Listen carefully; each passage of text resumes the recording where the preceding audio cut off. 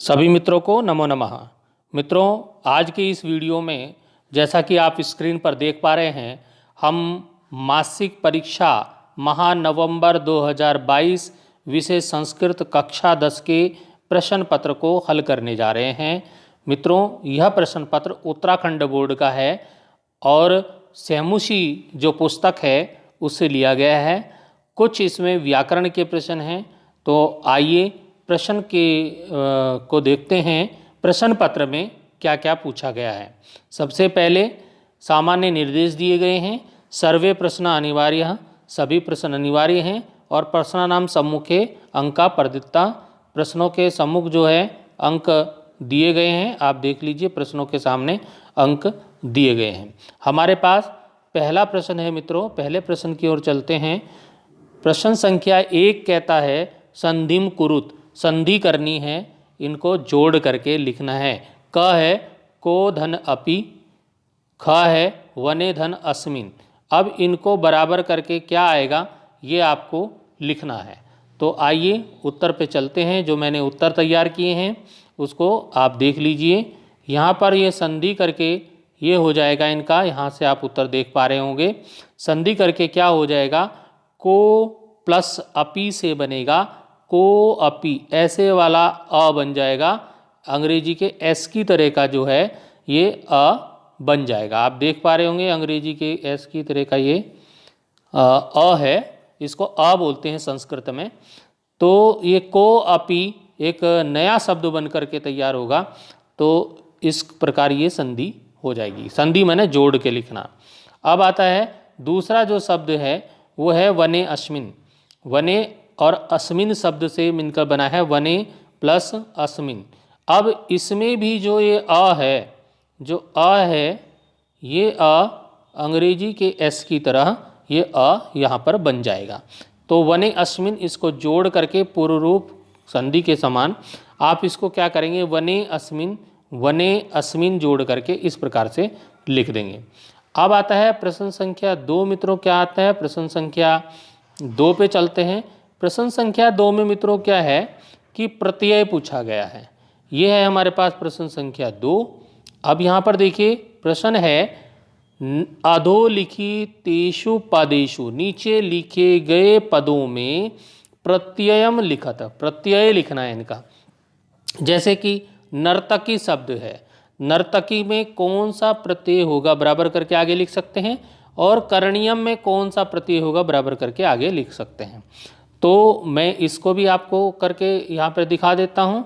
प्रश्न संख्या 2 जो है वो इस प्रकार से आप यहाँ पर कर पाएंगे। प्रश्न संख्या 2, प्रश्न संख्या 2 में क्या है, अब ये नर्तकी शब्द लिखा तो ये नर्तक और डीप प्रत्यय लगने से बना। तो इसका जो प्रत्यय है हमें केवल इसमें प्रत्यय लिखना है, तो प्रत्यय तो इसका डीप प्रत्यय हो गया। ये मैंने हाईलाइट कर दिया यहाँ पर। इसी प्रकार से जब करणीयम शब्द हमारे पास आया ख में, तो करणीयम में क्री धातु में अनियर प्रत्यय लगा है। तो प्रत्यय कौन सा हुआ, प्रत्यय हुआ अनियर। तो हमें प्रत्यय लिखना था, तो ये इसके उत्तर हो गए। तो आप ये समझ गए होंगे प्रश्न संख्या 2 इस प्रकार से आपको परीक्षा में करना था। जो मासिक परीक्षा जिन बच्चों ने दी है वो अपने उत्तर यहाँ से चेक कर सकते हैं, जांच कर सकते हैं कि हमने कितना सही किया है। तो अभी शायद कॉपी चेक नहीं हो पाई होंगी, क्योंकि अभी तो परीक्षा 2 और 3 दिसंबर को ये परीक्षा हुई, शायद आज कॉपी चेक हो जाए।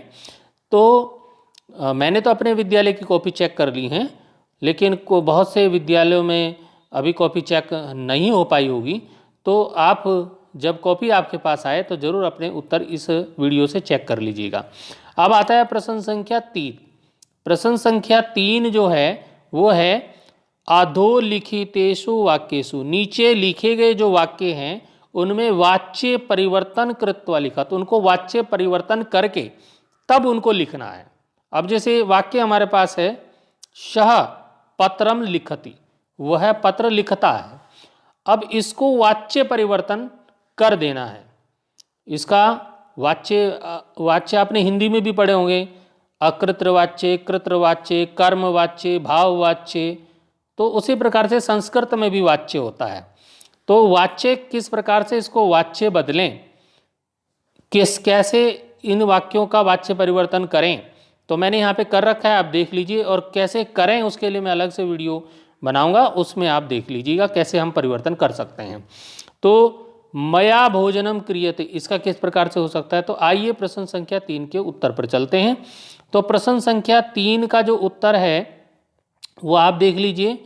जो सपत्रम लिखति, तो श की जगह तो क्या हो गया, यहाँ पर तेन हो गया, श की जगह तेन हुआ, और लिखति की जगह क्या हो गया, लिखियते हो गया, और बीच वाला पार्ट वही रहता है, तो बीच वाला पार्ट पत्रम ही रहा है। तो तेन पत्रम लिख्यते, उसका क्या हो गया, तेन पत्रम लिख्यते, तो ये वाच्य परिवर्तन हो गया। अब दूसरा वाक्य जो था हमारे पास, मया भोजनम करोति था शायद, तो हमारा क्या हो गया, ये मया भोजनम क्रियते या जो भी था, मया भोजनम क्रियते, तो मया के जगह क्या हो गया, मया की जगह हो गया अहम, मया की जगह अहम, और जो क्रियते था उसका हो गया करोमि। अब भोजनम जो बीच में भोजनम था, तो बीच भोजनम तो भोजनम ही रहा। तो इस प्रकार से इसका जो वाच्य परिवर्तन क्या हो गया, अहम भोजनम करोमि, तेन पत्रम लिख्यते और अहम भोजनम करोमि। तो ये प्रश्न संख्या 3 जो वाच्य परिवर्तन करने को था, तो आपने ये देखा कि स का क्या बना है हमारा, स का क्या बना, तेन बना, और लिखति का क्या बना, लिखियते बना, और मया का अहम बना, क्रियते का करोमी बना। तो ये हमेशा ऐसे ही होता है, मया का अहम होता है, क्रियते का करोमी, ये ध्यान रखेंगे आप, इस तरह से वाच्य परिवर्तन करना है। अब आता है प्रश्न संख्या 4।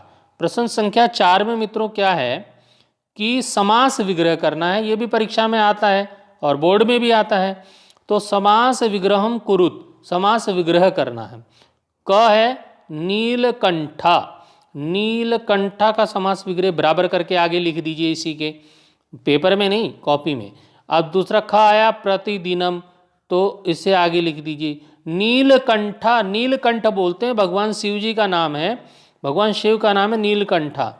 तो संस्कृत में जब उसका विग्रह हो जाएगा तो हो जाएगा नीलः कंठः यस्य सः, नीला कंठ है जिसका, वो है शिव जी, और प्रतिदिनम है तो उनका हो जाएगा दिनम दिनम प्रति। तो ये किस प्रकार से हो जाएगा, आप उत्तर देख पाएंगे, जो अभी मैंने जो बोला उसको आप देख भी लीजिए, क्योंकि लिखा हुआ देखने में ज़्यादा समझ में आता है, इसलिए मैंने ये टाइप करके आपके सामने रखा है। तो क्या मैंने बताया कि जैसे नीलः कंठा है, तो नीलः कंठः यस्य सः, इस प्रकार से ये इसका बराबर करके आप लिख देंगे। उसी प्रकार से प्रतिदिनम है तो उसका हो जाएगा दिनम दिनम प्रति, ये देख पा रहे होंगे आप, दिनम दिनम प्रति। तो इस प्रकार से इनका समास विग्रह कर देंगे। विस्तृत अध्ययन के लिए मेरा दूसरा वीडियो देखेगा जिसमें समास मैंने बताए हैं। तो अब चलते हैं हम प्रश्न संख्या 5 पे मित्रों, जो कि सैमुसी जो हमारी पुस्तक है संस्कृत की कक्षा 10 की, और उत्तराखंड बोर्ड की भी है, एनसीईआरटी की पुस्तक है, तो सभी जगह लागू होती है। तो प्रश्नानाम उत्तराणि लिखत, प्रश्नों के उत्तर लिखने हैं जो प्रश्न इसमें दिए हैं। क प्रश्न है निर्धना जना स्वपुत्रम कुत्र प्रवेशम दापयितुम सफलो जाता। अब मित्रों ये कौन से पाठ से ये प्रश्न आपके सामने है, ये चारों प्रश्न जो आपके सामने हैं, ये हमारी जो सैमुसी पुस्तक है, सैमुसी पुस्तक में एक पाठ है विचित्र साक्षी। विचित्र साक्षी पाठ में से ये प्रश्न चारों यहाँ पर दिए गए हैं, जिनको आपको यहाँ पे करना है। विचित्र साक्षी पाठ को आप पढ़िएगा, उसमें एक गरीब आदमी है जो बड़े मेहनत करके पैसे इकट्ठे करके अपने पुत्र को एक महाविद्यालय में, जिसको आप बोल सकते हैं डिग्री कॉलेज, उसमें वो एडमिशन उसका दिला देता है, बड़ी पैसे जोड़ जोड़ के किसी तरह से। तो अब यहाँ पर प्रश्न ये पूछा गया है कि निर्धना जना स्वपुत्रम कुत्र प्रवेशम दापयितुम सफलो जाता। गरीब व्यक्ति जो है, निर्धन जन है, वो अपने पुत्र का कहाँ पे प्रवेश दिलाने में सफल हो जाता है। तो जैसा कि मैंने अभी बताया महाविद्यालय में, तो यहाँ पे कुत्र के स्थान पर महाविद्यालय आ जाएगा। निर्धन जनः स्वपुत्रम महाविद्यालयम प्रवेशम दापयितुम सफलो जाता। तो एकस्मिन महाविद्यालय लिख दीजिए इसका उत्तर, या फिर अब उत्तर के लिए चलिए मैं पूरा आपको उत्तर दिखा देता हूँ। तो ये उत्तर आ गया हमारे पास, निर्धना जनः स्वपुत्रम, देखिए निर्धना जनः स्वपुत्रम एकस्मिन महाविद्यालय प्रवेशम दातुम सफलो जाता। मतलब कि निर्धन व्यक्ति अपने पुत्र को एक महाविद्यालय में प्रवेश दिलाने में सफल हो जाता है। तो इसका जो उत्तर अगर एक पद में एक शब्द में पूछा गया मित्रों तो महाविद्यालय है। मतलब एक शब्द में उत्तर जो मैंने वो हाईलाइट किए हैं, और यदि पूरे वाक्य में उत्तर देना है तो पूरे वाक्य में मैंने लिख ही दिया है। अभी यहाँ प्रश्न में नहीं पूछा गया है कि एक पद में उत्तर देना है या पूर्ण वाक्य में उत्तर देना है, लेकिन मैंने पूर्ण वाक्य में आपको यहाँ पे उत्तर लिख दिया है और साथ ही साथ इसको यहाँ पर हाईलाइट कर दिया है। अगर एक पद में उत्तर देना है तो आपको केवल हाईलाइट वाली शब्द को उत्तर में लिखना है। आप समझ गए होंगे कि ये हाईलाइट क्यों दे रखा है। तो मेन उत्तर यही है इसका। तो अब आता है प्रश्न संख्या ख, 5 का ख में है पिता कथम व्याकुलो जाता। पिता कथम व्याकुलो जा, मतलब पिता जो है वो व्याकुल क्यों हो गया, किस कारण से वो व्याकुल हो जाता है। तो क्या हुआ कि उस पाठ में विचित्र साक्षी में ये बताया है कि जब वो महाविद्यालय में उसने अपने पुत्र का एडमिशन करा दिया, प्रवेश दिला दिया, उसके बाद क्या हुआ, वो लड़का वहाँ पर बीमार हो गया। तो जब बीमारी की समाचार उस पिता को पता चली तो व्याकुल हो गया। तो इस प्रश्न का उत्तर क्या लिख पाएंगे हम, यहाँ पर उत्तर की ओर ले जाते हैं आपको। उत्तर है कि पिता जो है तनुजस्य मतलब पुत्रस्य रुग्णताम आकरणी, बीमारी को सुन करके व्याकुलो जाता। तो इसमें पिता जब अपने पुत्र की बीमारी का समाचार को सुनता है तो वो व्याकुल हो जाता है। तो अगर एक पद में उत्तर पूछा है तो आप यही लिखेंगे तनुजस्य पुत्रस्य रुग्णताम आकरणे। ये मैंने हाईलाइट दिया है। छोटा उत्तर पूछा जाएगा तो आप इतना लिख देंगे, पुत्रस्य रुग्णता भी लिख देंगे तो उत्तर चलेगा। अब आता है प्रश्न संख्या ग में क्या पूछा है मित्रों, ग में पूछा है कि इस पाठ में एक जगह क्या आता है, एक न्यायाधीश आता है, जज जिसको बोलते हैं।